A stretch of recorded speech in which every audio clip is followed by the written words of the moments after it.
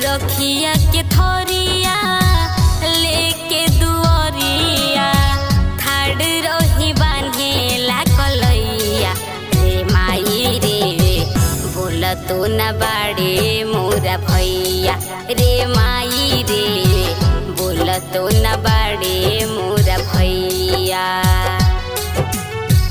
रखिया बन्हावे बहिनी आवत रही घरवा गड़िया लड़ल गईले जानवा ए बहिनी तड़पता हमरो परानवा ए बहिनी तड़पता हमरो परानवा।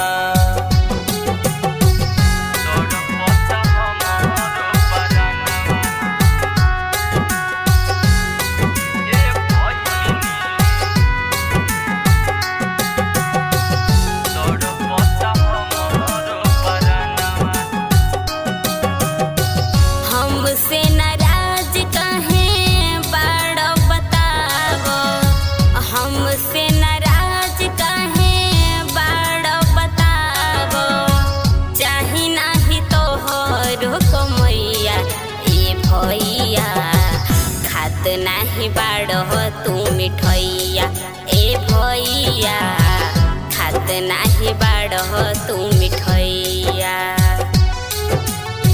रोतारू जेतने रोतारू तने अब नाही भैया तोहर है ए बहिनी कहियो न राखी बन्हवई है ए बहिनी कहियो न राखी बन्हवई है।